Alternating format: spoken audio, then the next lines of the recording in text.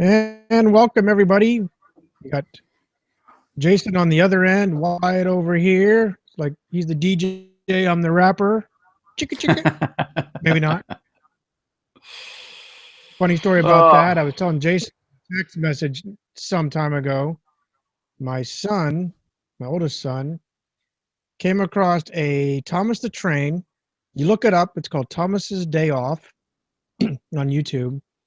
And all it is someone redrew the faces on the trains, Thomas the Trains, and he's supposed to actually have a day off. He's supposed to be sleeping, relaxing.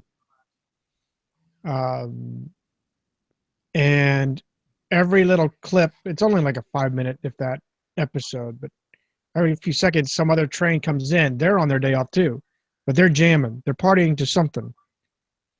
One is Darkwing Duck theme song. It's all theme songs. nice, nice.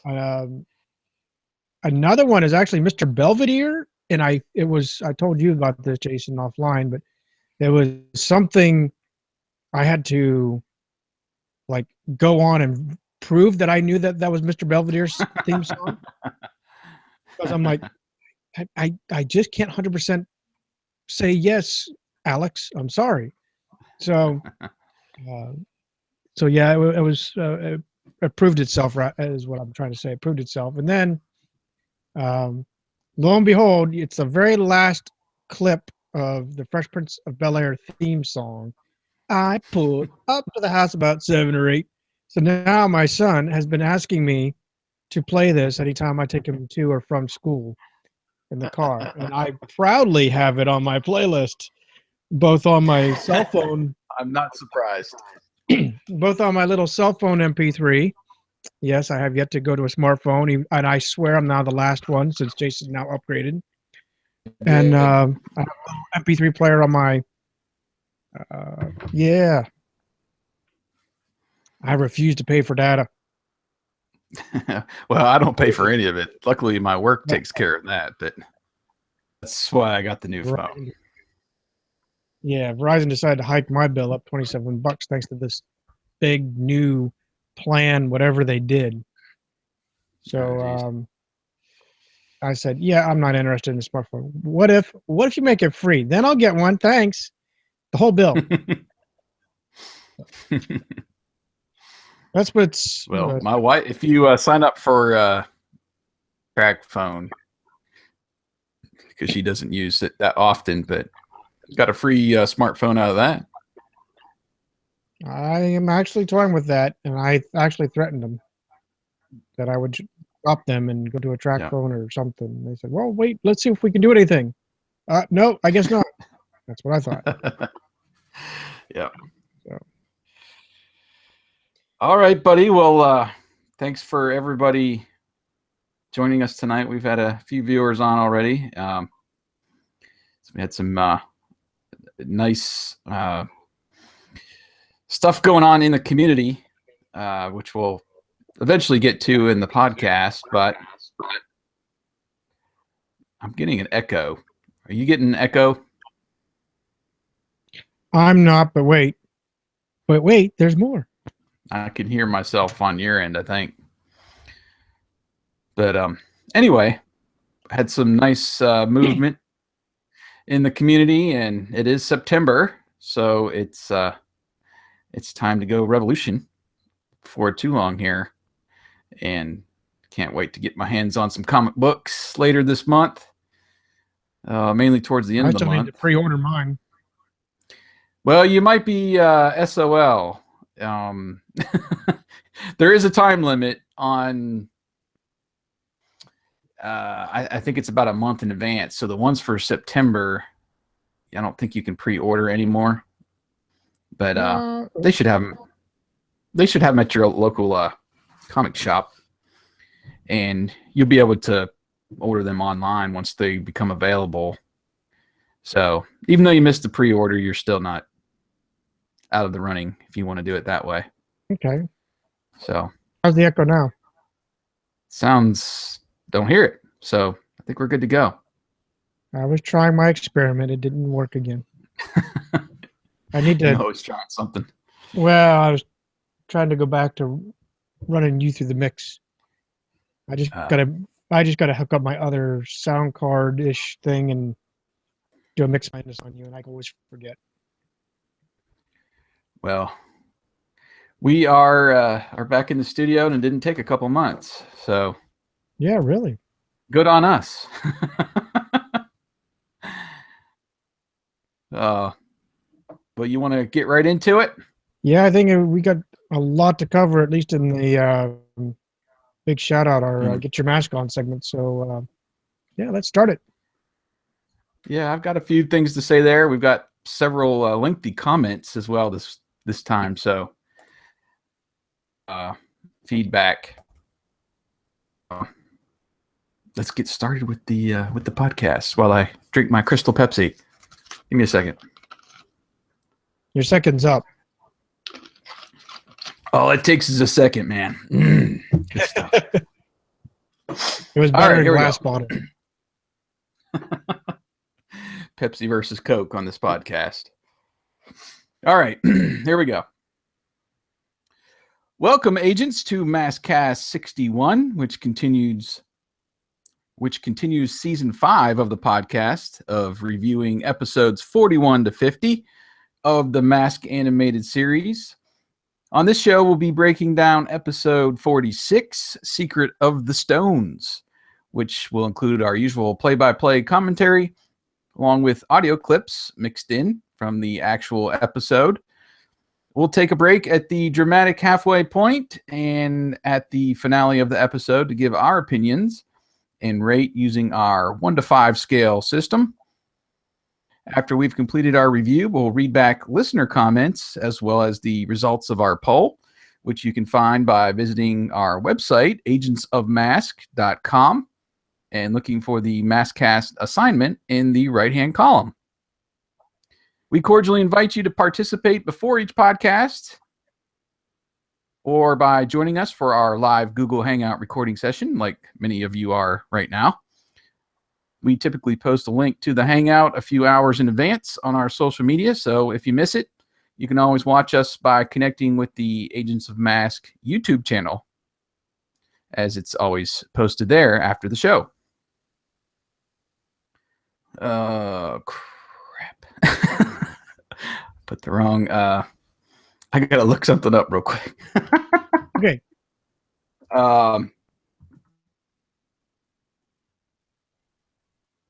The old episode stats there, and I want to make sure I get this right. Man. We actually had some blowout today, or this month. Yeah. Let's see. I'm getting there. And for those of you who are watching, if I drop out, stay with the Hangout, and I will come back because my internet sucks. December 2nd. Okay. See this? I got the. See, this is why I need to do my mix minus, so that I can actually interject like elevator music or something in there to. We're experiencing technical difficulties. I have that one. I do have that one from our radio. All right. Yeah. Keep going before I run off. Okay, here we go. Secret of the Stones was Secret of the Stones was originally broadcast on December 2nd, 1985 in the US and features Venom going after a mystery stone that contains a power to make objects weightless. It's up to M.A.S.K to stop them from obtaining these powers in a showdown near the Yucatan Peninsula in Mexico. I'm Jason, one of your hosts of MASKast, and with me as always is my longtime friend and fellow co-host, the Wally Carew to my David Lyons. Wyatt, did you know that Fuzzy Wuzzy was a woman?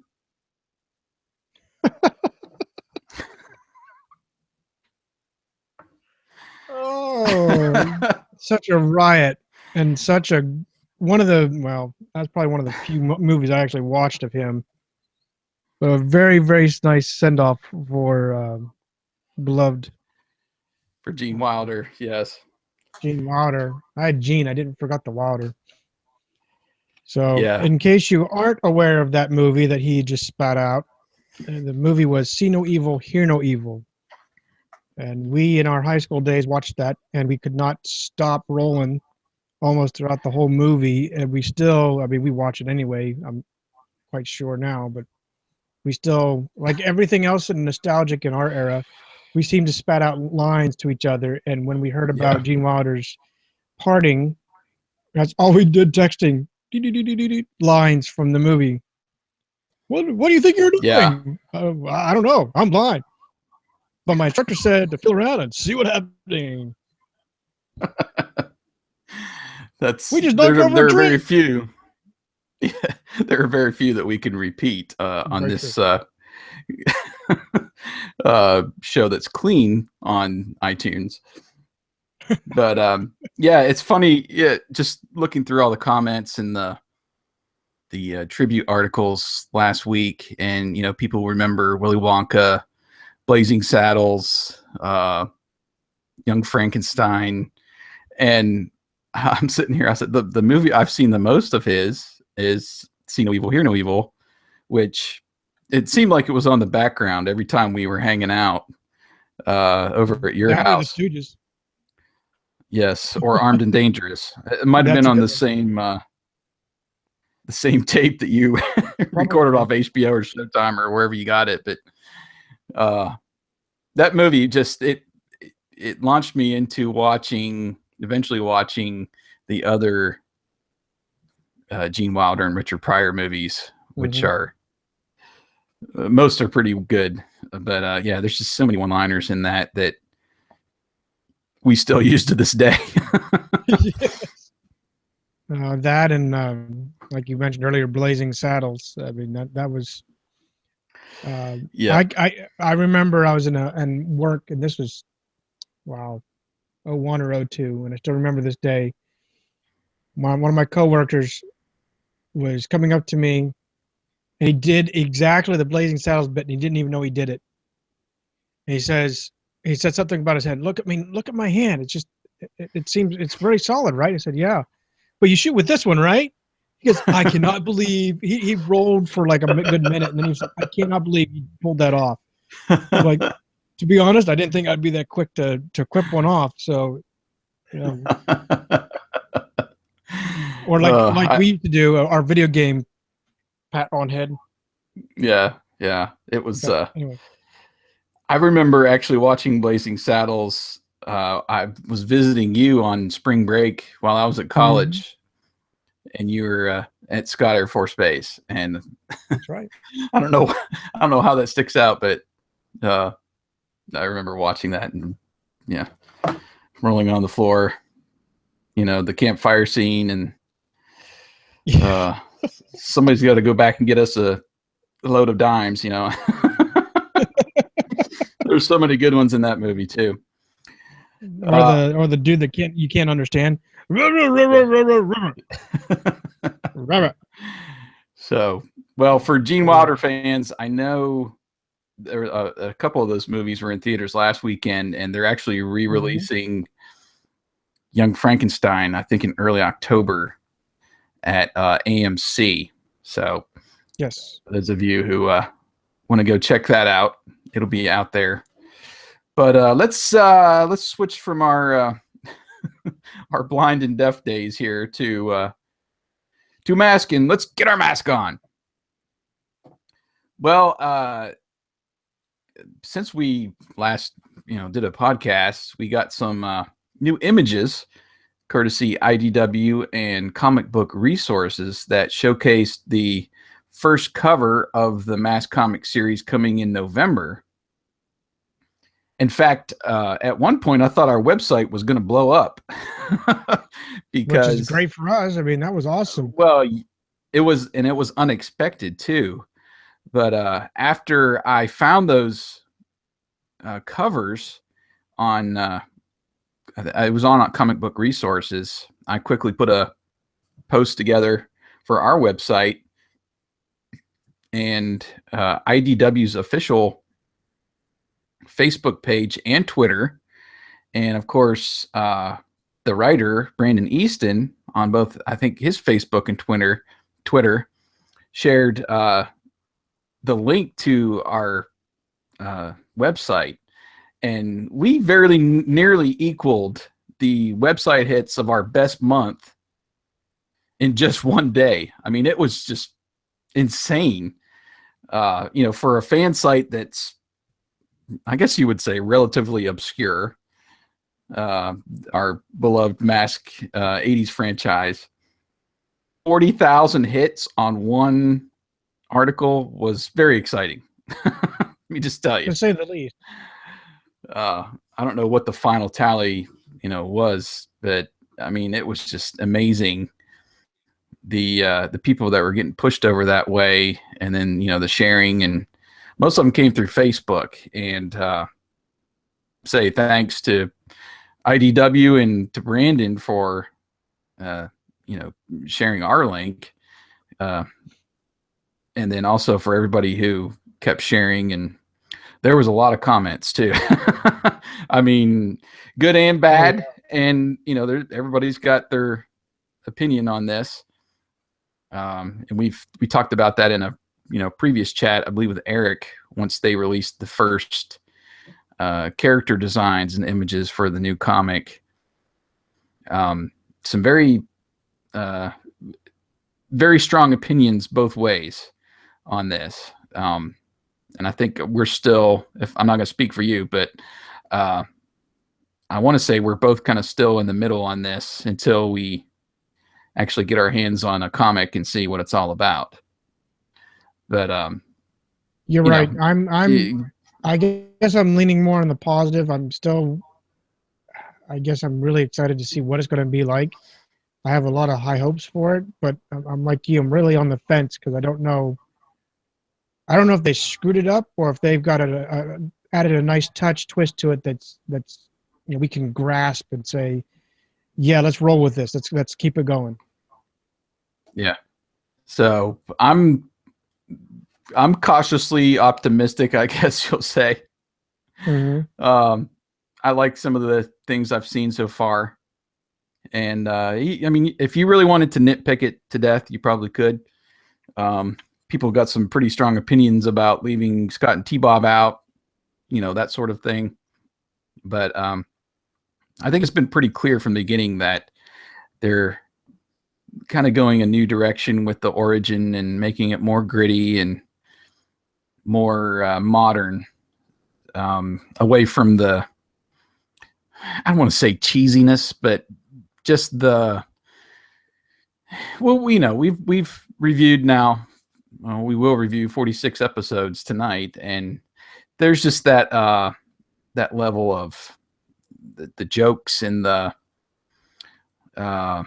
campiness almost of the show that I don't know would work in modern age. But if this comic goes a half dozen episodes, goes a half dozen issues, and maybe they decide to do a classic series and pick up where they left off in 1987 or 86, wherever, that could happen as well. But I definitely want to give the new comic a chance, and everybody should just go out and basically supporting the franchise too. Right. It's not just the writer or the artists. You are, but it's also supporting a franchise that's been dormant for nearly 30 years. So that's it. Anyway, it's exciting. I'm constantly looking for new covers. I know there's a few more. They're going to release for the first issue, and then we've seen some new covers sneak up on us for this M.A.S.K Revolution comic that comes out at the end of this month in September, which will tell us a little bit about the origin of M.A.S.K and moving forward into their actual series in November. So very exciting time. Also wanted to give a quick shout to our pal Jose, who is the admin over at the M.A.S.K P&A Facebook group. And he got his hands on several copies of the Prelude comic for Revolution, and he's giving away several of those throughout the month of September. So Facebook and search for M.A.S.K P&A. You'll find the group pretty easily, and you can request to join. And then he's been throwing out trivia questions. He gives you a little heads up of when the question is coming. And then if you're the first person to answer correctly, you'll win the comic. This is the issue that is currently available. If you go over to IDW's website, and you can download it for free. I think it's also, you can download it, or I've downloaded it through the IDW app.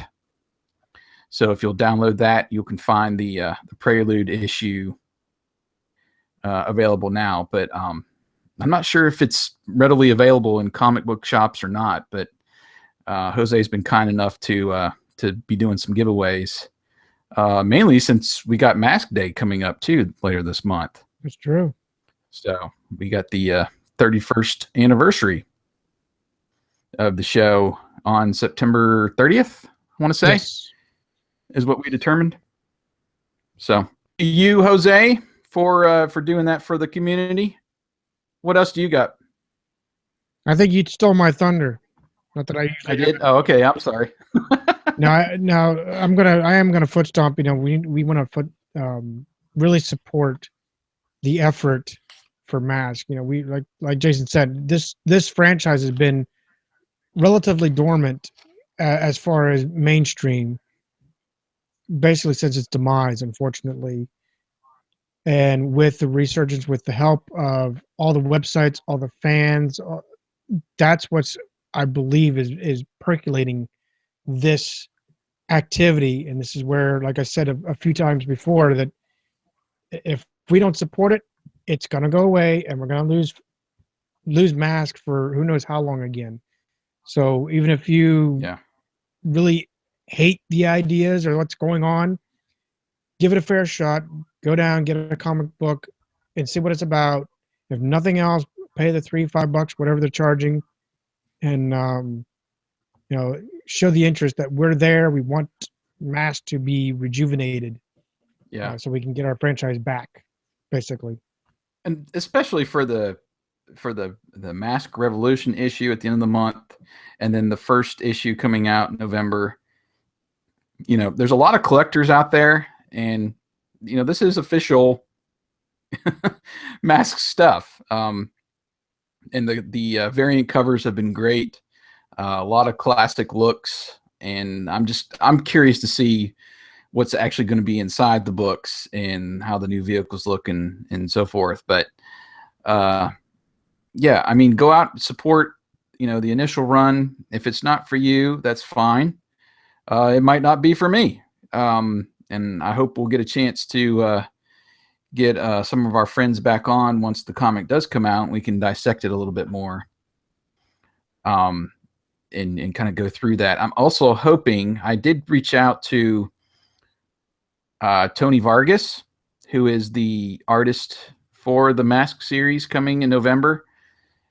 And he's looking into a possibility of coming on this show, maybe with Brandon sometime in the near future, hopefully before the actual comic comes out. I'm hoping maybe after we get a look at the new M.A.S.K in this Revolution one-off book, so we can talk a little bit about that. And the, you know, I want to talk about the vehicles and the designs and stuff, and I want to be able to chat with these guys and them not be totally handcuffed for what they're able to release and what they're not able to release. But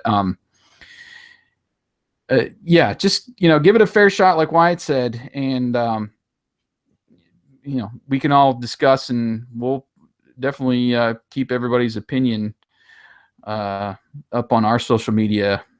If you go over the edge, I'm going to remove it. I'm just going to be honest with you.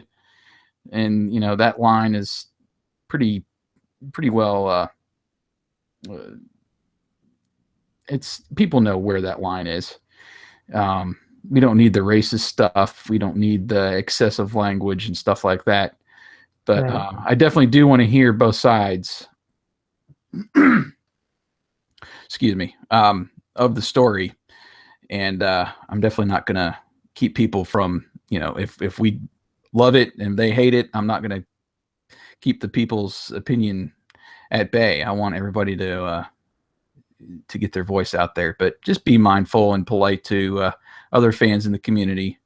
And Right.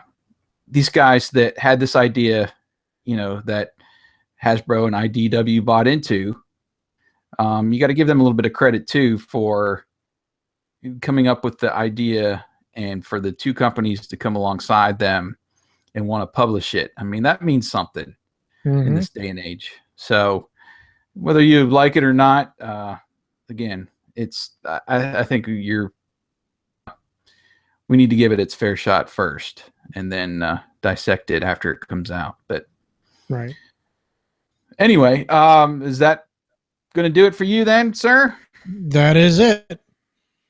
And I believe that's let's get on with it then. That's right. Let's start the MASKast. Gotta pull up my notes. That would be helpful. We eerily fade up on a moonlit night in what appears to be a jungle scene with the animal noises and an individual or explorer rather is walking through, and he ends up coming upon the Mayan ruins. This individual turns and sees a native man and his son approaching and ducks behind a part of the ruins. The Aborigine states that the time has come and looks to the boy to begin. This boy incredibly lifts this 2, maybe 3 foot square hewed out stone over his head and begins juggling it like a little juggling ball, with the explorer looking on in amazement. Excuse me. We cut to T-Bob and Scott playing frisbee at the Tractor Mansion, with T-Bob ridiculously spinning the discus as Rhino pulls up. He lets it go and it buzzes past Scott, with Alex casually just snatching it as he exits Rhino. Scott runs over to apologize for nearly clobbering him, but with Alex saying, "It's quite all right, boy." Hondo walks into the frame and asks if his dad is waiting for them, to which Scott replies that he's down in the command center. So we know the command center's down. Don't know if it's downstairs in the basement, but we know it's down. Scott turns to T-Bob, advising him to aim better, with T-Bob replying that he's not mechanically inclined, which was actually a comical little joke. I laughed. Yeah, that was a pretty good joke. I would, when I think of the command center, I'm thinking back room, or I don't know. There seems to be maybe a section of the mansion that's kind of cut off and dedicated to that. And obviously he has to go down that elevator to get to the, that we've seen before, to go to Boulder Hill. Right. So that sounds about right. I kind of like this opening. The jungle and the ruins and this explorer who, I think I wrote the same thing in my notes, where he kind of looks on in amazement, and then where we're going with him in just a few minutes here. I like the way this episode opened up.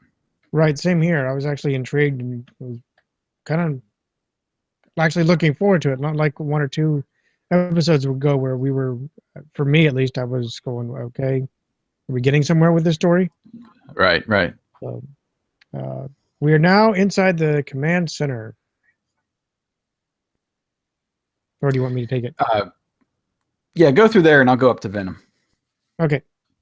Inside the command center, Matt briefs them, stating that one of his oil companies is searching for oil in the Yucatan Peninsula, and they came upon this satellite image in which Alex is intrigued that there is an enormous burst of electromagnetic energy. Hondo adds that it's coming from a man-made rectangular area, where he asks, "What is it?" Matt replies that it is a mystery. It doesn't appear on any maps. Then he adds that it's the size of a city and it isn't supposed to be there. Alex suggests that it's a mystery that Matt Tracker would investigate, and Matt basically adds the third person here, says he might. We're now fade up on the jungle village with our illustrious Venom theme fading up. And we zoom into one of these huts.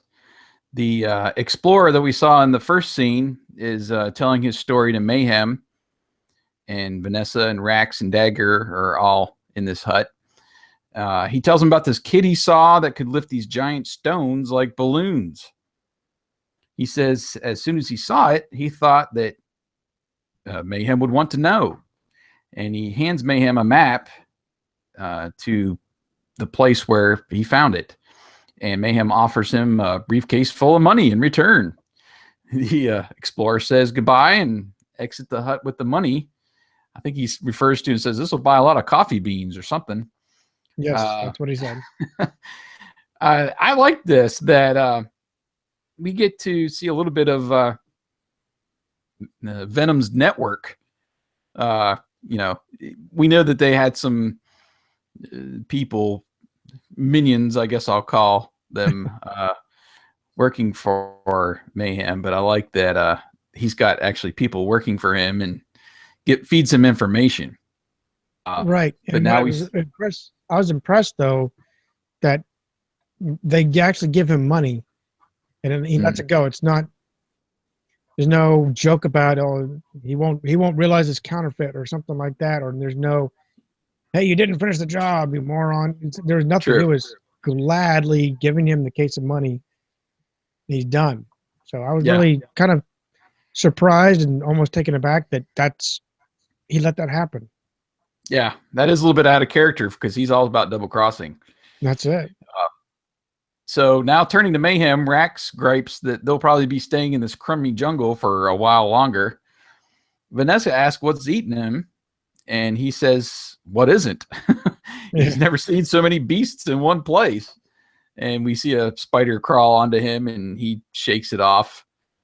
Vanessa gets a good laugh, and Dagger tries to figure out what their play is or what they're going to do.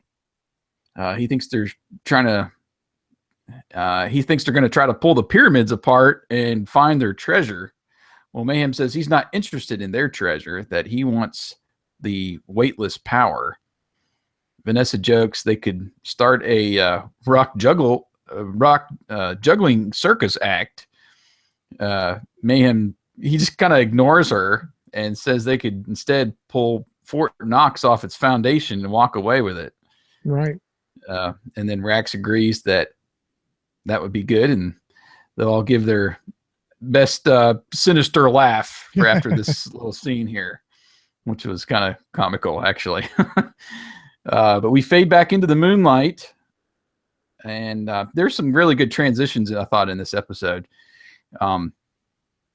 We see the older man and the kid again among the ruins, and the older man says it's time to show the secret of the stones.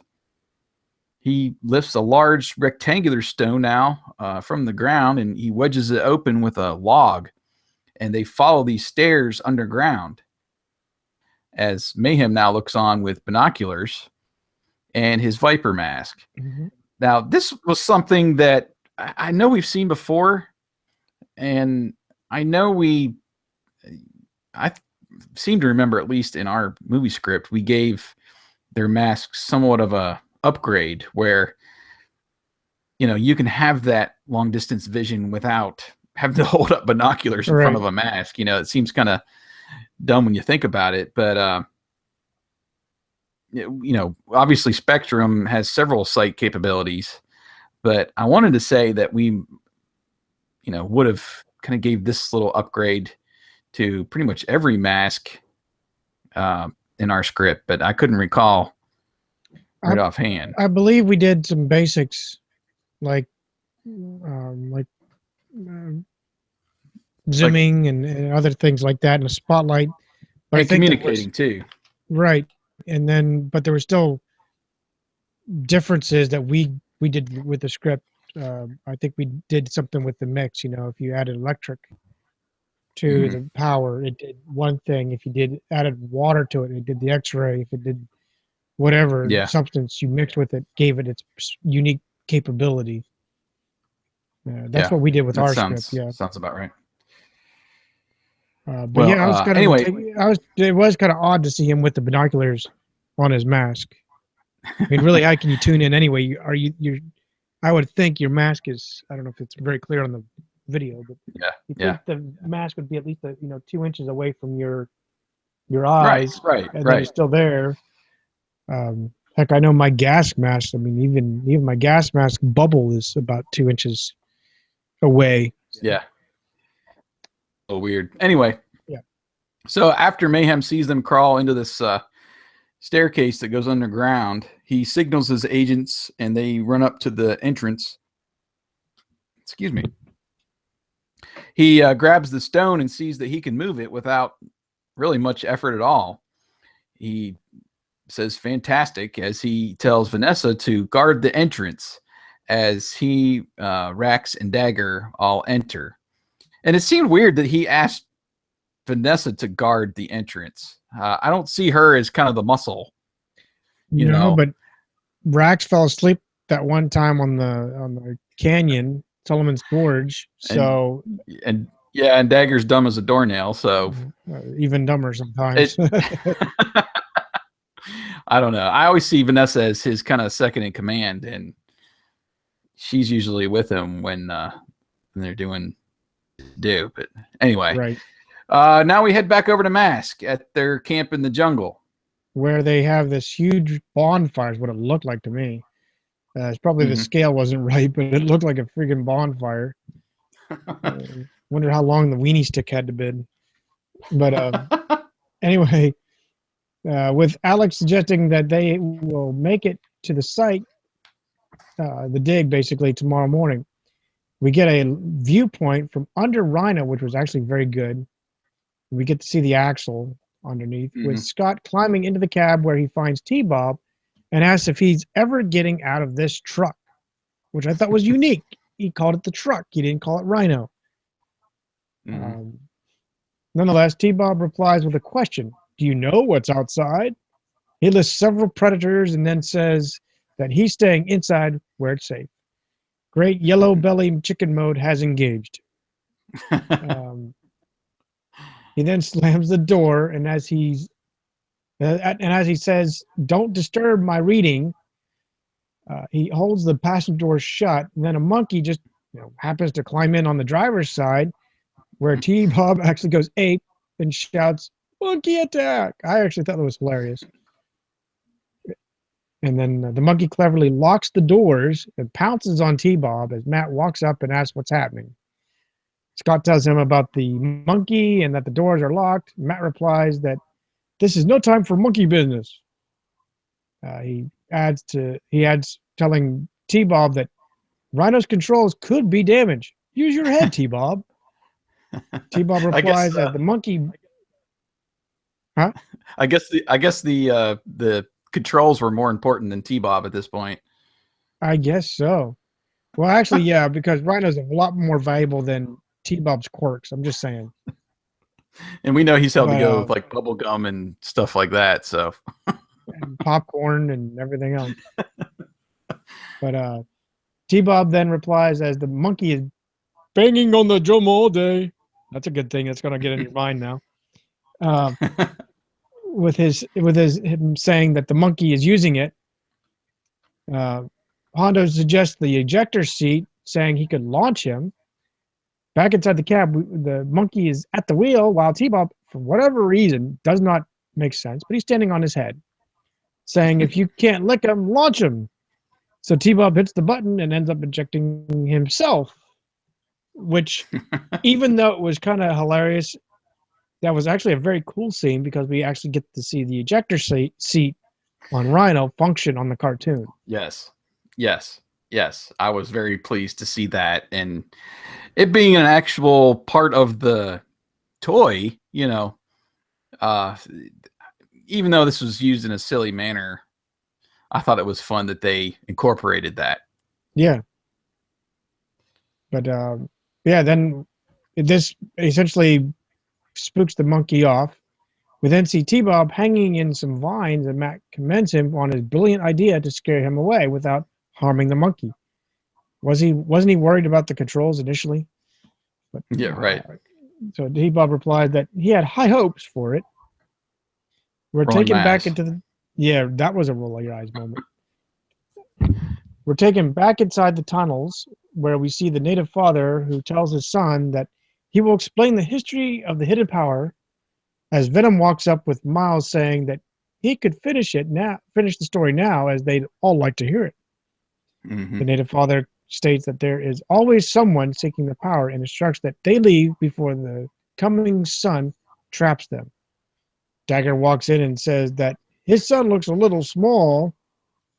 Yep, his brilliance just shines right about now. I was laughing at that. I thought that was funny.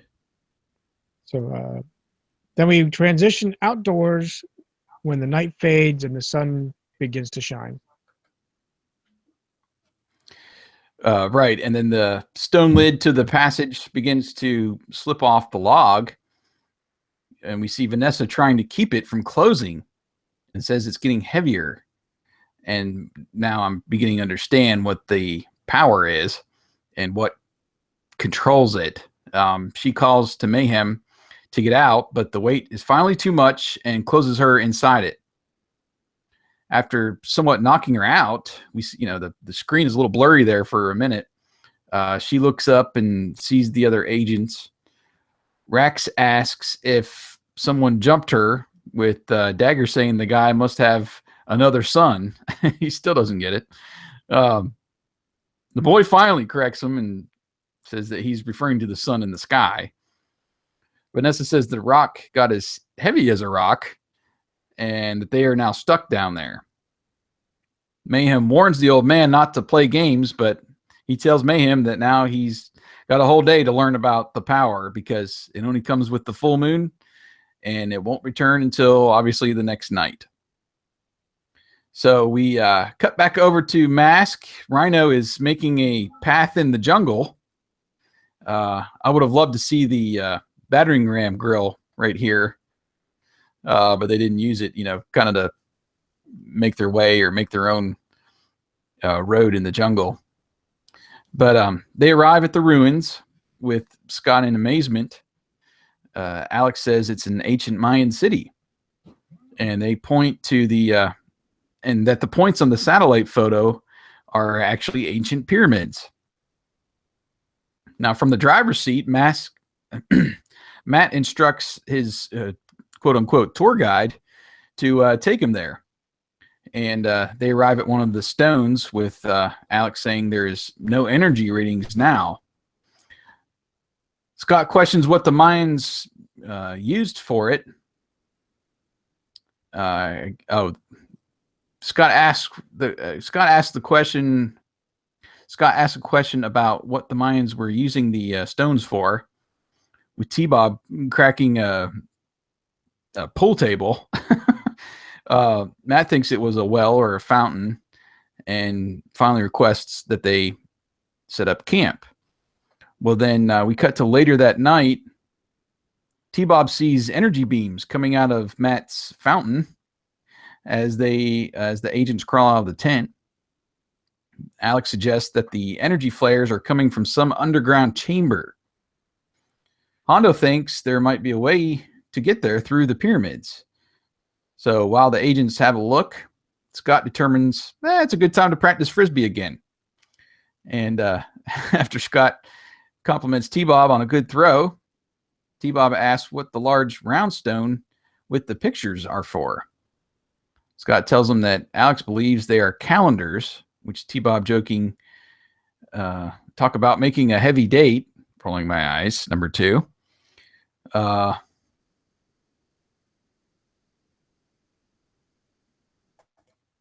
guess I lost Wyatt. I thought maybe I was off the air. Scott tells him to throw the Frisbee one more time and runs away. And as he stops, he gives T-Bob the okay to go ahead and throw it. T-Bob does his little discus spin again and bumps the giant rock calendar. Well, now it starts to fall on him. And Scott's yelling, "Look out!" as we fade to the dramatic commercial break. And we will, I guess, take a commercial break. There is Wyatt. Hello, sir. My very deep apologies, but the dog wouldn't stop scratching at the freaking door. Well, I made it to the commercial break, so I'll throw it back over to you, sir, and what your impressions were so far of the episode in the first half. Well, actually, I'm very intrigued with the episode. I really like where they're going with this plot.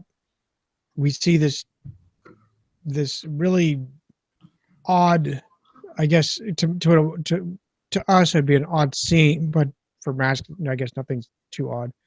But we see a child lifting these heavy rocks with the greatest of ease, and with these energy readings spiking the interest of Matt enough to invite Hondo and Alex to go investigate this.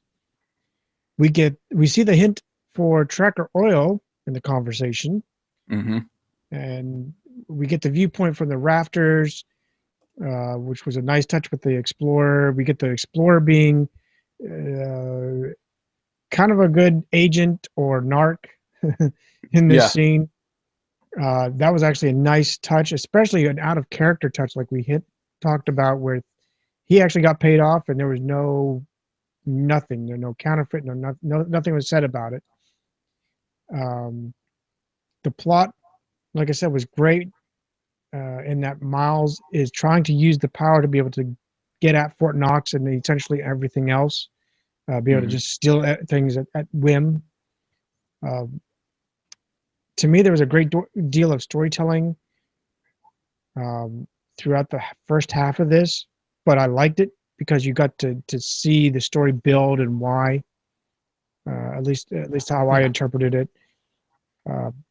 I did like the axle view from underneath Rhino. I like when they actually look at completely different viewpoints. I enjoy that. Yeah, they're very creative with all that, the setups, and that was one of the things that I really thought stood out, at least in the first half, was those setup shots and sweeping shots. I've captured several panoramas from this episode. If you're over at our Facebook page and Twitter this past week, posted over there, there was just so many great just side to side shots and viewpoints throughout. Right. The tunnel scene and the reason for getting trapped was a very good story. I guess what made me the ticks is probably the best way to put it. The ticks were, why was T-Bob upside down in Rhino? Didn't make sense. Maybe the monkey flipped them upside down, I guess. Yeah, I don't know. I didn't really pay any mind to that. The other one was that it kind of stuck out with me. If you looked at Rhino's artistry, how it was drawn, at least when they did the front end shots, to me it was just odd. It was different. To me it was different. It was like there was a lot thicker grill, bumper. It was just, to me it was just drawn wrong. So I knocked it down a little bit for that. And this commercial break, to me, was just, they could have set it up a lot better. To me, it was really lackluster. It wasn't a good scene to me. Yeah. But for that, I'm at a solid 4.5 with everything. How about you? Okay. Yeah, I don't even have enough to even knock it down a half point for me. I was still at around a 5. Talking about the drama at the break, they revealed what the power was maybe a bit early, and it basically just telegraphed that T-Bob wasn't going to get crushed because the stones weren't heavy at all. So that drama was kind of easy to decipher, like you said, and maybe had they not totally revealed that. But I don't know. Now that I think about it, it had gotten to the point where the stone came crushing down on Vanessa. So I don't know. Maybe it should have crushed him, just based on the time of day it was. But Right. anyway, we'll get to that once we get back with the episode. But yeah, I mean, I thought it was really good. There was a couple roll my eyes moments that I mentioned, but I thought the humor was mainly a lot better. Mm-hmm. The mechanically inclined thing, I thought that was a great line. And then, of course, Dagger mixing up sun and sun. I thought that fit his personality well. Yeah. Like you, I like that Venom employs people outside of the organization to feed him information. It kind of gives some insight on how they decide, which treasures and artifacts to go after. And maybe I'm reading into it. I think there was maybe it was even just the last episode where I was like, well, how did they find out about the artifact and what was going on? It's just good to see that they have some people that are in their employ, and that's how they find out about all these things. And then, of course, I love the incorporation of the ejector seat, like we talked about. Any of that stuff is always really good. And then I thought it was kind of funny that Matt was worried about the damage to Rhino's controls more than T-Bob. Right. Even more worried more about the monkey than T-Bob. But Right. poor T-Bob never gets any clout. Yeah. It. So anyway, we fade back up on the second half of the episode as the Stone continues to go over and seemingly crush T-Bob. Right, with Scott worried until it lifts up with T-Bob saying that it must be hollow. It's as light as a feather. And Scott gives it a try with T-Bob asking what's he going to do. Scott then tosses it, giving it some serious yardage, hitting the pyramid. Pondering if they are all as light, Scott grabs another and gives it a roll, as T-Bob puts it. Scott is ecstatic, saying it's like having superpowers. The stone bounces off of the slab with T-Bob saying he's 3 times stronger than he looks. Yeah, about that. Then Scott ponders if he can move the slab in which Venom and the natives are trapped. Ever curious, Scott wonders where the steps lead, with a good conscience T-Bob saying, "Don't get any ideas." Scott stops him to listen. We hear the native father speaking with T-Bob, thinking it's ghosts. Scott props the slab up, with T-Bob saying that the ghosts are warning them. The ever-optimistic Scott believes it's Matt and the gang who have found another way in. Mm-hmm. We see an exuberant... I don't know how you get down and up those stairs, but anyway, the stairwell that went on for a lifetime. The duo get to the bottom, and we hear the native father say, "It is as I told you." And T-Bob spookingly, but it made me actually chuckle the way he says it. "See, that's not your dad." Scott suggests that they see what's going on. T-Bob says that the people in caves don't want you to know. We're now inside this large chamber where we see the blue beams, with the native father explaining how the stones dance when the moon is full. He continues the story and says the stone arrived before mankind and his people placed it in the pyramid. Then T-Bob mumbles mayhem, with Scott shushing him and asking how they got there, with a quick reply from T-Bob saying, "How do we get out of here?"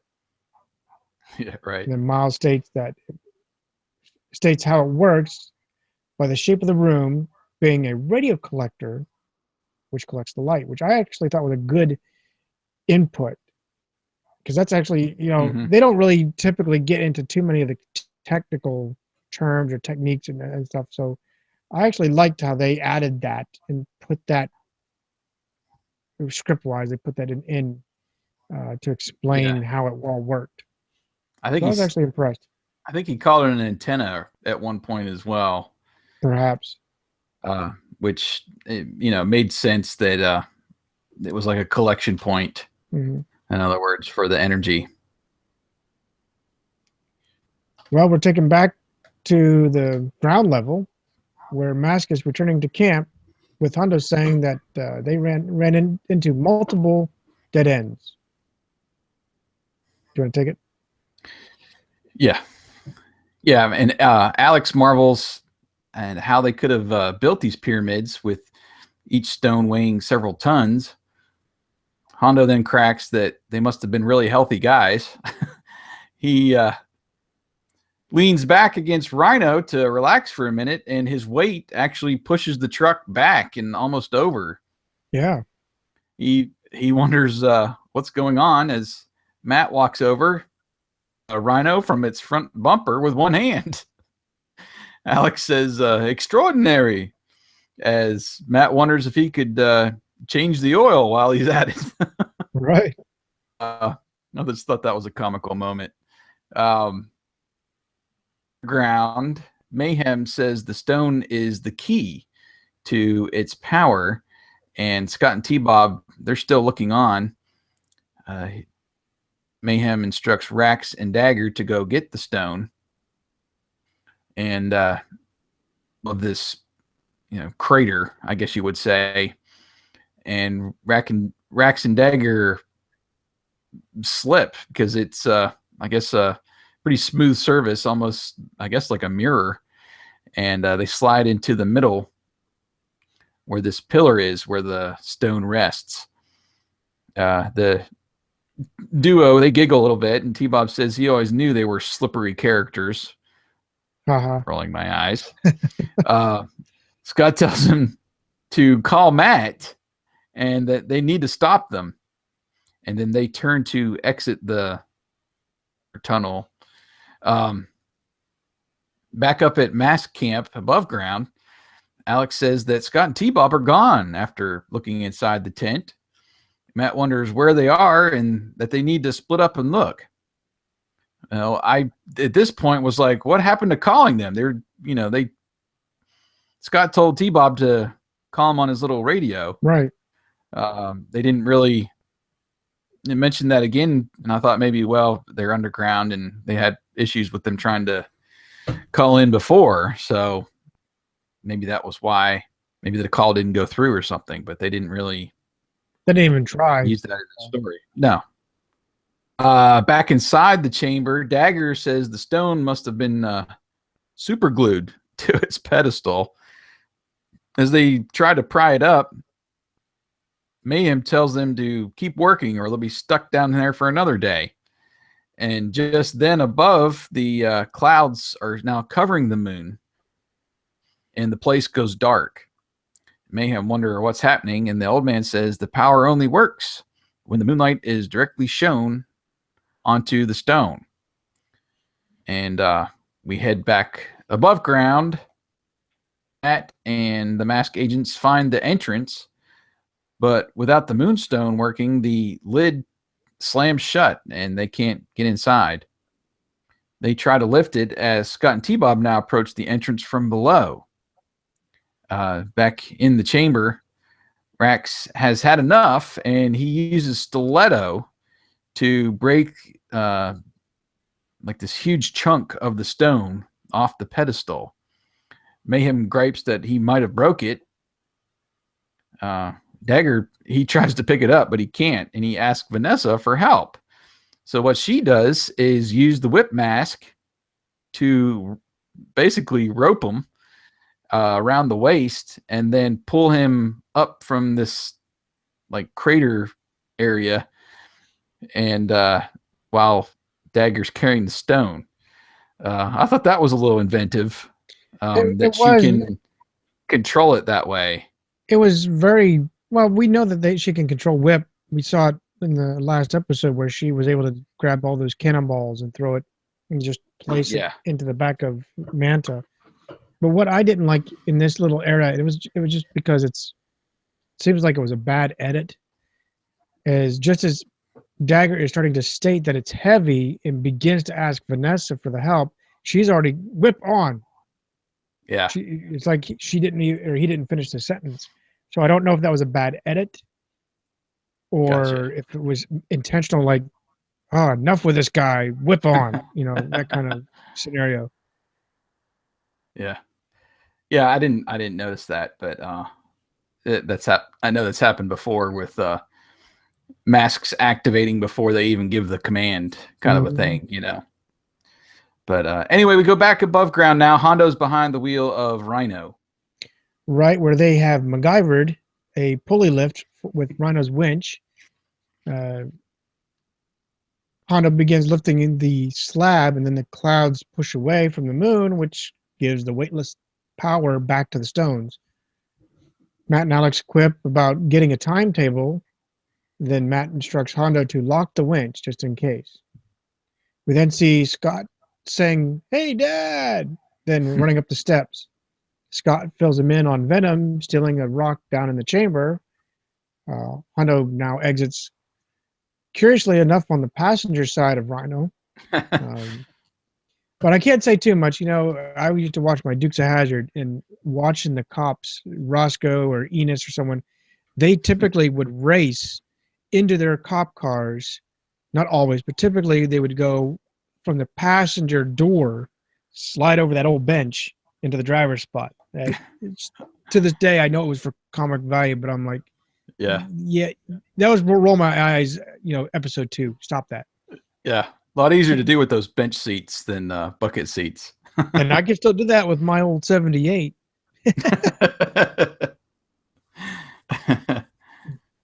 But as we digress again, uh, anyway, Hondo now tosses Ultra Flash and Jackrabbit masks to their owners, and we then hear a mechanical latch sound when Matt puts on his mask, which I didn't understand. It sounded like the lift, in the cars when they're Yeah. getting it on. It didn't make sense. I understand the suit possibly doing it, but who other mask does that? That we whatever. Yeah. It was.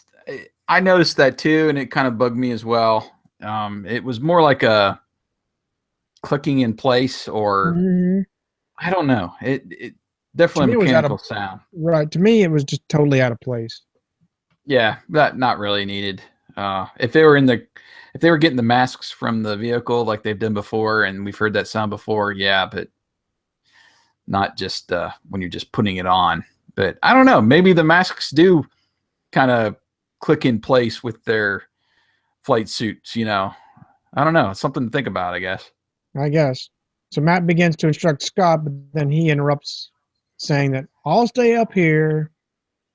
And the team enters into the stairwell. We cut back to Venom as they are walking towards the stairwell, with Miles saying that the powers are back and that they can lift the stone since the power has returned. Matt interrupts, saying that they've done that.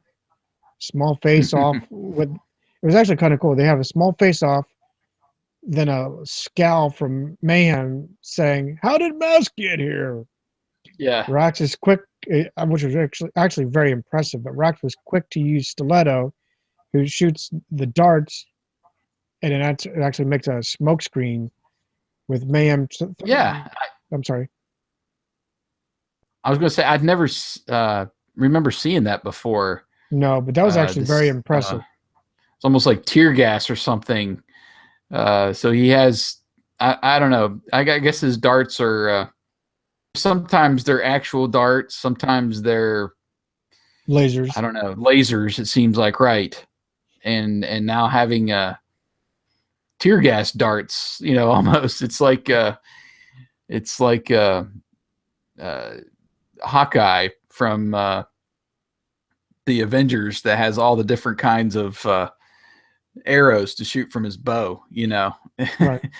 Got different darts he can shoot out of his helmet. Anyway. So the smoke screen, we see the smoke screen with Venom threatening the native father to find another exit. And as they exit, Venom runs with Miles. Oh, sorry. As they are exiting, Venom runs, with Miles turning to Vanessa saying that they need to block the moonlight so M.A.S.K won't ever get out. And Mm-hmm. Vanessa just runs off and does that.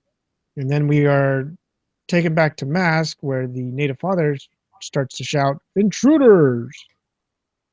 Matt explains that they are not the evil ones and will return the stone if they assist. We flip Mm-hmm. back and forth. We do a lot of flipping back and forth now. Yeah, Vanessa above and stops. below. Yeah, which I like it. It keeps it going, but Mm-hmm. I don't know. But anyway, Vanessa stops at the primary, I call it the primary light port, where the initial light comes in, the moonlight comes in, Mm-hmm. and looks around for something to block the moonlight, which was actually a good touch with the animation, that she actually takes the time to look. Then she finds one of the large round calendars, the discus, and uses whip to grab it. And then she physically carries the stone and throws it over the hole, which causes the power to cease. And then we're taken back into the chamber where Hondo states that it looks like a brownout.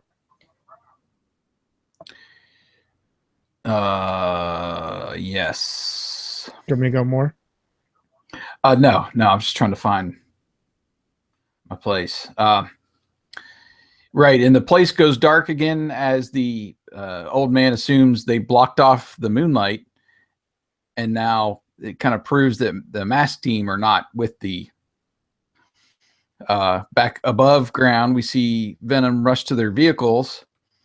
Rax hops on Piranha and tells Mayhem he's worried that M.A.S.K will find a way to escape. And Miles tells him to go and disable their vehicles just in case. Now, I like this. This is some smart Yes. thinking by him. M.A.S.K always seems to find a way out. Well, let's get one step ahead of them and keep their vehicles from, damage their vehicles so they can't follow us. Well, and then they made a little mistake here, too. Rax takes off. He nears Rhino and shouts stiletto fire, Right. but he fires the sidecar lasers. Yeah, I didn't understand how that why they made that mistake. I mean, obviously it was, but I don't know Yeah. why they didn't catch it in the edits. Yeah, I mean, it's like you said, it's an obvious mistake, but didn't really take anything away from the scene. He No. snaps the rope, holding up the entrance stone, and then he fires again to flatten Rhino's front tire. Now, below, Alex deduces that they used the Moonstone's power to build the Great Pyramids. And the young boy looks to the old man and says that he has figured out the secret of the stones. Alex says even the fragments left behind have great power, but Matt reminds them only with the moonlight. Hondo says, let's shed a little light on this subject, and he uses his blaster mask now to break the stone above that was covering the hole, and the moonlight now goes back down to this chamber. We cut over to Venom again. Mayhem is helping Dagger load the stone into Switchblade. Scott and T-Bob are looking on behind some of those circular stones that they had before. And Scott says, now it's time to concentrate, T-Bob. And they launched these stones towards Venom. One heavily damages Jackhammer, and the other one hits Piranha. Venom looks on, and Dagger says, "Hey, an ancient robot," as the duo. I don't understand how they don't know that Scott and T-Bob are, when they see these two and this, This is walking trash can come around, they know that M.A.S.K isn't too far behind. right. This I I don't think know. is the third time they've at least seen these people, or the Yeah. duo. Anyway, M.A.S.K now exits the tunnel below, and they run to Rhino. Well, Hondo, he kind of throws aside the winch rope, and Matt hops into the, I think what you call the fifth wheel buggy, and detaches it from Rhino, and the other two agents ride along as they speed away. What I liked about this scene, though, you see I call it the mechanics of it. You see Matt push a couple buttons on the dash, basically getting it started up, and then you also see underneath, under the axle, you see all the linkages disconnect so that it can actually separate off of the Rhino chassis Yeah. and go take off. That was actually very, very cool. I like seeing the mechanics of how things work. But we cut I back agree. to, yeah, we cut back to Venom and our duo. Uh, they are they launch another pair of stone discs, but Vanessa uses her whip mask to knock them down. Mask approaches with Hondo shooting Blaster, shouting "Blaster fire!" Again, a little misquote there because it's usually Blaster on for Mask.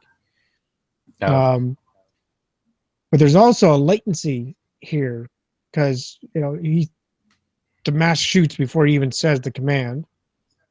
Um, anyway, they load up the stone and climb into Switchblade, as well as Manta, and run off as Mask approaches. And Scott says that they are out of range. Matt jokes that they look like they are practicing for the Olympic discus event, and this is them joking about the calendar stones being tossed. Yeah. Alex states that it looks like Venom finally wins one. However, the native father walks up saying that they will not get beyond the boundary as the stone's power will vanish. That's when we turn to Switchblade making a pass with Miles gleefully chuckling that it'll take days for them to leave the jungle while he will have robbed half the world. Suddenly, Switchblade begins to quake. It also loses a little bit of altitude with Miles saying he's at full power but falling. And this was actually a great clip here where we see Switchblade actually fall and then exploding on the forest bed. And then I'm sorry. No, I like that too.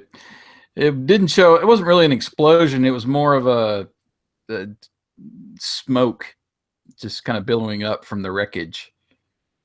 I thought I saw a small explosion, but that's Could have okay. been. We are taken to the ground where we see a very beat up Switchblade with the stone glowing, and Miles just laying on the ground.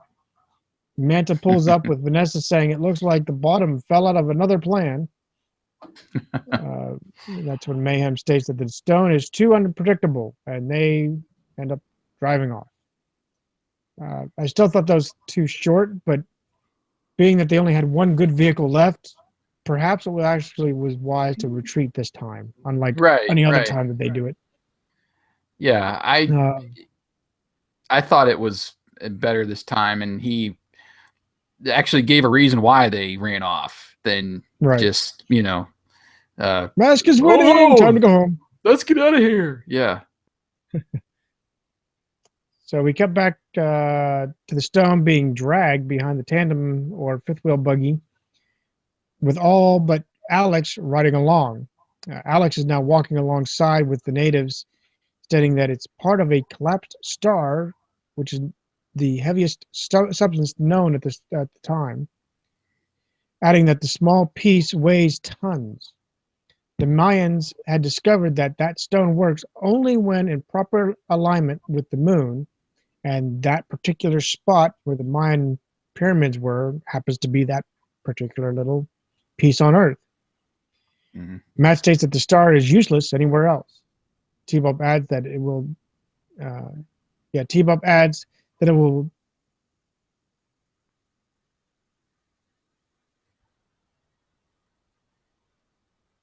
I don't know what I was thinking here. Anyway, T-Bob adds that Venom was just trying to catch a falling star. And we fade off with Matt and Scott looking at each other. You can see in that shot, you see Scott winking.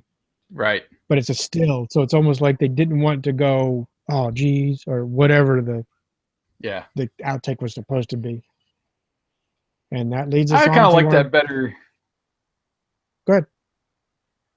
That better than the chuckle that they always do at the end. It was just more of a, oh, yeah. Here goes T-Bob again, and just give him a little wink and zoom in rather than laugh and zoom out, which they do in most episodes. True. And that takes us to our PSA. Right. And we go back to the Tracker mansion.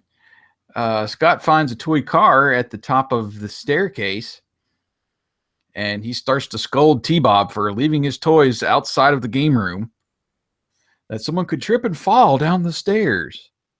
T-Bob complains that he forgot one little toy and he has to get a lecture as he's walking down the stairs. Well, there's roller skate, I think it was. Yep. Still there, and he steps on that and, of course, takes a tumble to the bottom of the staircase. And he finally says, okay, so I forgot 2 toys. Fade out for the end of the episode. So you were at a 4.5 at halftime. Where did you go from here to the final rating? Well, I'll give my synopsis. This was a better episode than what we've seen for a little bit. The storyline and the plot are actually a very good storyline to include the Mayan culture. Gave it some realism there, especially since history tells us that they were the ones that actually did create the calendars. And the use of that location just seemed to be a great way to I guess make it specifically where they unlock the power of that star. Yeah. There was also a nice technical ad with them saying it was a radio collector, and that the cloud cover will actually affect its power. The duo are actually useful in this event or this episode, unlike just being part of the gag reel. Agreed. It was also pretty cool to see how everything was affected by the weightlessness. It wasn't just limited to the stones. We see Rhino, for instance, who wouldn't think that you lean up against a freaking 10-ton truck and it just moves off?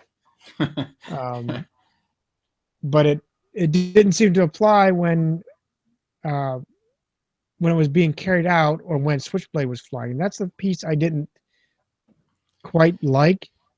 Yeah. Even though it was in direct sunlight or moonlight, it seemed like it didn't have the channeled power. I don't know how to, but it's like it worked on Rhino, but it didn't work on Switchblade. You'd think Switchblade would be like not even needed to be started up. Yeah, and on that note, I'll stop you for a second. If we really want to nitpick, but there's really, I don't know, the weightlessness of the stones. The whole drama at the halftime was that, oh no, T-Bob's going to get crushed, but hey, these are weightless. So how are weightless objects able to smash like Piranha and Jackhammer? Very true. I don't know. You would think it would just kind of bounce off them if they weren't heavy. So I don't know. That was more of a tick to me. I didn't let it pull me out of the episode too much. And I made a note, and obviously we're talking about it afterwards, but that was just there were some things back and forth with the episode about what was supposed to be weightless, what wasn't, and how much damage could an object like that really do. Right. Anyway, keep going, sir. Trying to find. Okay, so we also got to see how the startup and the mechanical release of the tandem car or the fifth wheel buggy works. That was actually very awesome. The little quick M.A.S.K versus Venom face off was actually a very nice ad when they first meet up down in the tomb or the stairwell. The vehicle crashes and them being crippled was awesome. I love the realism there. The little dart smoke dream was a nice ad. That was the good stuff. The bad stuff that I saw is when I saw Dagger asking Vanessa for help. Obviously, it seemed like it was too quick of a response from Vanessa. When she's saying whip on, it was already on. And then, like I said, it happened again with Hondo when he went blaster fire instead of blaster on. Again, his power engaged before he even said anything. Uh, Yeah. a little tick, but it still was out of place. Was that mechanical latch sound we mentioned on Ultra Flash being when he puts on the mask? Um, Rax shouting stiletto fire, and it actually shoots out the Piranha sub. Yeah. That was out of place. And then the most obvious of them all, the PSA had nothing to do with the story. Um, Overall, I'm at a 4 just because of the mistakes there. It was very good though. I am. It was hard not to mark it down, but uh, there was enough of it I had to give it a kick down. Okay. How about you? Well, I actually rated it higher than you this time. I'm That's I'm almost a first. It might be a second. I'm sticking with my 4.5, and I'm going to round it up to 5. And this is again being in this stretch of episodes. I thought this was very good compared to some of the recent ones that we've reviewed. In the second half, animation was still top notch. Mm-hmm. Great angles. There was another kind of under the fifth wheel buggy camera angle. Well, camera, Mm-hmm. but anyway, when they were approaching the scene there, when they were battling Venom, that I really liked, and the sweeping shot from to their masks, basically when Venom encounters M.A.S.K in the tunnel, I thought was another great moment. They've done that once before.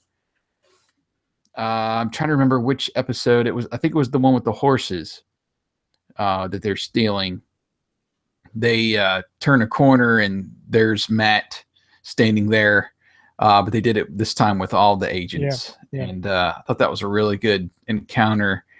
And I don't know. I was just impressed with the animation and the creativity in this episode. A lot better humor.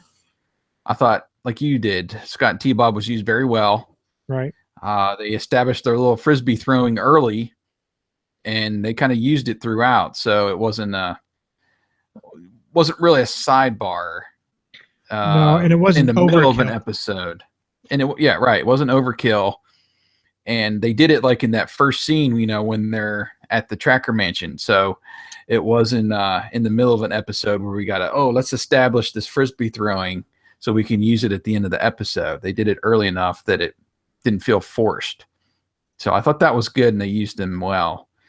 It was nice to see Ultra Flash, and Matt's get up in Rhino, in the fifth wheel buggy. I was hoping they would use Ultra Flash. They did get somewhat of a pretty good battle, Hondo using blaster. I thought we were going to get some torch fireballs at a couple times, but we never did. So I guess, I don't know, I was a little bit disappointed with the balance of the mask use, and I guess they used them for more practical purposes in this episode, like Vanessa, roping Dagger, and then she roped that stone and covered up the hole there at that one point. I don't know. I like to see them battling each other more, and we got a little bit of that, like I said, with Hondo, and then with Rax shooting those darts. But I don't know. Just I wanted a little bit more. And I thought Mayhem was dare I say smart in this episode. At least more logical, I would say. Like we discussed when they ran off at the end, and then him instructing Rax to disable the mask vehicles as they're trying to make their getaway. So I thought it was a little more sound with the overall logic that Mayhem used in this episode. I only counted 3 rolling my eyes moments, which is probably the maximum before I start deducting, half points here and there. I can take a little bit. Are you starting that that type of counter now that you have to start rolling? We're up to 5 roll Well, your I eyes don't. moments. I might have to just to keep track, but it usually doesn't take much. But I was like, okay, I counted 3, I think, along the way. So that was about the maximum before I some other decent humor in there. So kept me entertained at least. That that line where they were going to call Matt and never did. I wish they would have explained that a little bit more. I think you mentioned all my ticks, the mechanical sound effect, and then about that how weightless objects are going to be able to destroy the vehicle. So, I for the most part, I was pretty impressed with it. Liked the story, liked the pace. So I'm going to give it a 5. Any Did you catch script? any? I was just going to ask you that. Any script similarities you found? I saw 2. How about you? Okay. I got 1. Go ahead with Well, your first. the first one was Tracker Oil, even though it wasn't explicitly said. We Mm-hmm. have. They're saying that he had an oil company. I imagine it was called Tracker Oil. So yeah, we have Tracker Oil. That's how he makes his money in the script. Yeah, and that's how we kind of lead to finding Boulder Hill, Right. if I do remember, That's exactly because how we that find it. that station is actually, I think if I remember right, an abandoned station, part of his Tracker Oil network, and that's how they use that to start up their That's it. hideout. That's it. One of the scenes. So Spoiler alert. One of the scenes is that mhm. Tracker is looking over maps and a projector screen. He's putting stuff up on the screen basically, and he's looking That's over right. That's everything. right. And he, Alex happens to just walk in to show them prototype Spectrum 2. Another spoiler alert. And in which he says, "Hey, this butts up against a hillside. Maybe we can do something with it. Mhm. Let's go take a look." And that's how we get the Boulder Hill gas station. It's just an abandoned gas station that happens to be up against a hillside. Yep, Uh, I do and remember that then now. the second one was the meteor or the star, collapsed star. Even though it's not really, it's not exactly how we use it, but it's still a uh, we'll call it Yeah, an alien object enters the orbit. There are powers to it.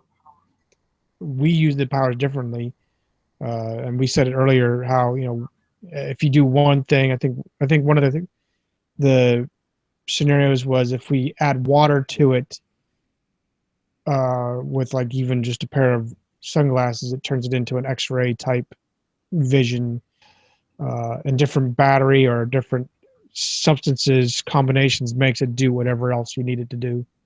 yeah, yeah, yeah. I don't think we, like you said before, we when we were initially writing the script, I don't think we got up to this Mm-mm. episodes, these larger uh, or later episodes that we drew inspiration from. But that's what I noticed, that it was used the meteorite in our script, and it's actually the first scene in the movie is somewhat written to be a homage to the very first scene of the series, which is that meteorite falling to Earth.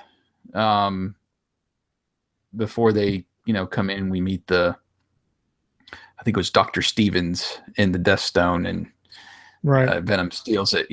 But yeah, that was my similarity that I saw. Okay. That So yeah, that's let's all I got. okay. Well, let's run over to our poll real quick, and then we'll dive into these comments. We had 14 votes, and 5 votes for a 5, 6 votes for a 4, 2 3s, and 1 1. Wow. Don't necessarily agree with that, but so if you do the math there, that's about 79% voted at 4 or 5. So I guess the majority of people agreed with us, and we got 3 comments this week, and the first being Eric over at boulderhill.net. Are you there? Yeah, I had to cough. Sorry, I don't have a Okay. cough button. Anyway, first off, I should say that I am a bit biased about this episode. It was one of the episodes I had recorded on VHS as a kid, so I watched it a lot. All that said, I think there are still some great aspects to this episode. The setup is interesting, having Matt, Alex, and Hondo out exploring. It's different than many typical episodes. I also love the mood and the atmosphere of this episode. A lot of it takes place at night and it portrays a great spooky vibe. We also get a funny scene where a lizard climbs up Brax. I guess I missed the lizard. That was in the hut. Oh, okay. Yeah. Scott Very and first T-Bob. scene. Yeah. I knew something got him, but I didn't see what. Scott and T-Bob are both prominent in this episode, which is not usually a good thing. But in this case, they're actually tolerable and genuinely helpful at the end. We get a lot of cool mask usage, which is always great. I should have commented that you actually got the mask use. But it's not perfect. The scene with the ejector seat and the monkey, that part is a little too silly. Sadly, there is no team call-up since Matt is already in the field with Alex and Hondo. And the final problem is that despite getting away from M.A.S.K, when the stone turns heavy and crashes Switchblade, Mayhem just gives up. So with all that taken into account, I rated Secret of the Stones a 4 out of 5. Although if you asked 7-year-old me, I probably would have given it a 5 out of 5. Very good. And you're right. I meant to mention in my notes that we finally get a lot more mask usage than we have in the past. It seems like it's been all about the vehicles or whatever, not actually mask, hence the name. Yeah. I don't know. I just like to see, I guess, the main characters, which would be Matt and Mayhem, do a little more battle with their masks directly. We see them a lot in the air dogfighting, and squaring off, but we don't get that back and forth. And I thought with Torch and with Blaster, we could have got some back and forth there. And but I don't know. They did use them more than they have in the last few episodes, definitely. And then I meant to mention in my notes as well that there was no call-up scene, but for me, I didn't really miss it. Not in this which one. is surprising. Yeah. I usually gripe when they don't put it in there because it is one of those things that probably 90% of the episodes have and kind of ties them together. You're looking for that, like we said many times, that Voltron sequence, right. Where you're looking for Optimus to say roll out, and there's just those consistencies that we are used to, and M.A.S.K is doing that, even though they're sometimes silly. Those call-up scenes is definitely part of the show, but I don't know. I guess it was just since they're all traveling together, and it wasn't Matt and maybe one other agent that's on scene, and they have to call somebody to help. I didn't really miss it, I guess. So anyway, that takes us over to Anna. Anna says, this is a really entertaining episode that I remember very well from my childhood. Firstly, I like the scene with Venom when they give money to their spy. Venom is, like M.A.S.K, a wealthy organization, but it's sad that we never get to see their main headquarters. And if they have a similar room to energize their masks. That's a good point. We have there's a couple. Well, they had that huge sub in one of those episodes with all their little minions on aboard. Yeah. Yep. They had that transforming oil rig out in the ocean. We've seen a few of their what I would call their hideouts or bases, but they've never really had a main headquarters opposite Boulder Hill. Right. There was Castle Grayskull, there was Snake Mountain. There wasn't that forth. But anyway, back to what Anna was saying. I also like the scene when the stone falls on Vanessa and Rax and Dagger ask her what happened. As an adult, I also see that this episode has some flaws. The first and the most important flaw is that all the time is that it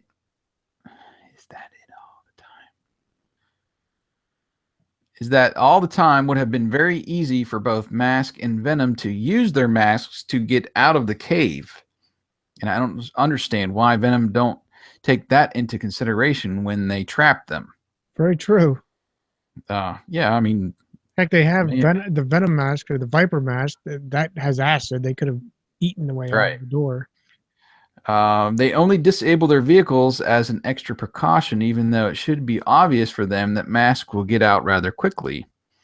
Secondly, I think Mayhem gives up a little too soon this time. He abandons the stone because it's too unpredictable, but he hasn't yet been told that it doesn't work outside the precise spot. I suppose it would have been a problem for Venom to take the stone with them in Manta if they had wanted to. And thirdly, the large calendar rocks seem to have shrunk enormously at one point when Scott and T-Bob are carrying them. I suppose this is just a result of bad animation. In spite of the flaws, I still enjoy watching this episode and really like the story as a whole. I therefore gave it a 4.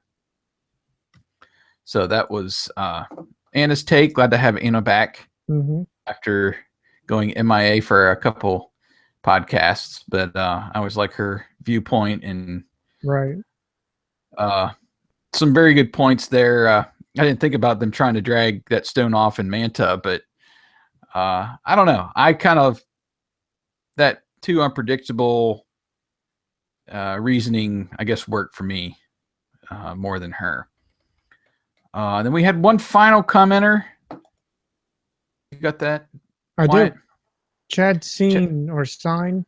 I apologize if I'm not pronouncing it right. But he writes, pretty good episode. A couple hiccups here and there. Most notably when Rax calls for Stiletto to fire, yet the blast clearly comes from the Piranha sidecar. I like the Indiana Jones feel it had with the stone only being powerful at this location. The animation and art style was pretty good too. Not nearly as refined as the team responsible for Vanishing Point or Lost Riches of Rio, but still pretty good.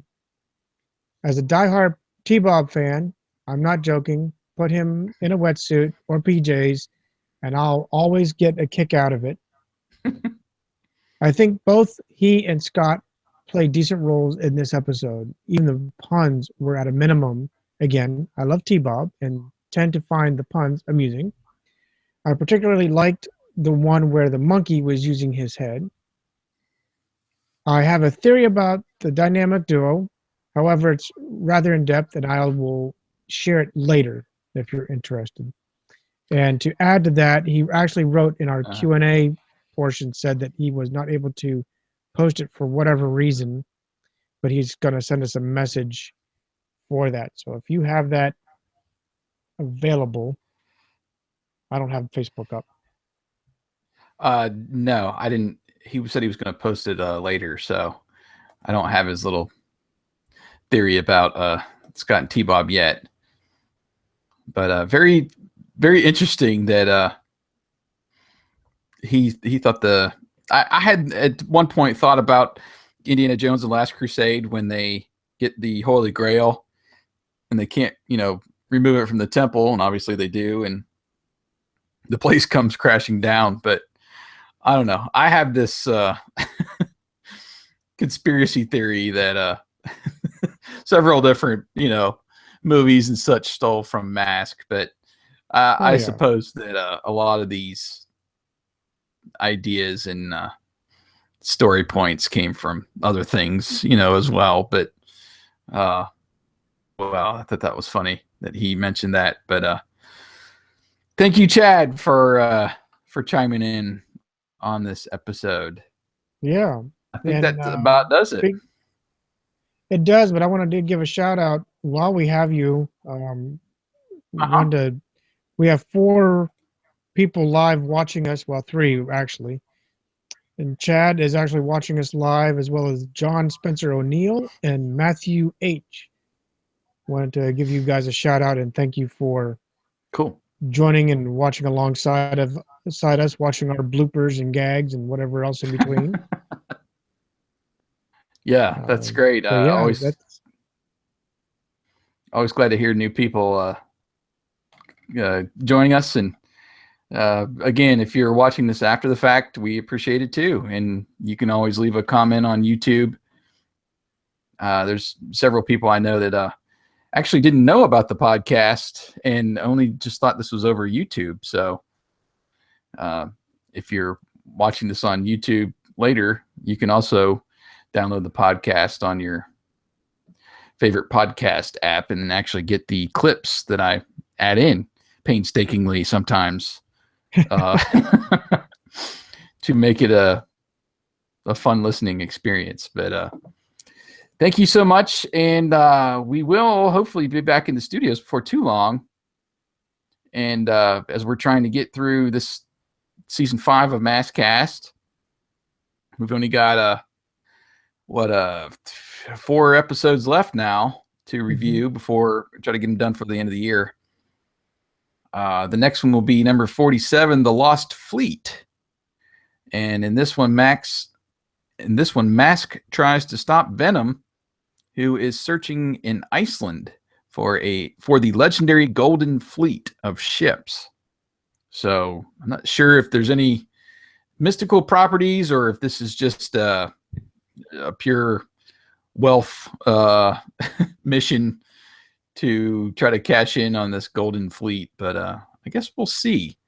And I want to say, if memory serves me correctly, that Bruno Shepard makes an appearance in this episode for Venom and the Stinger vehicle.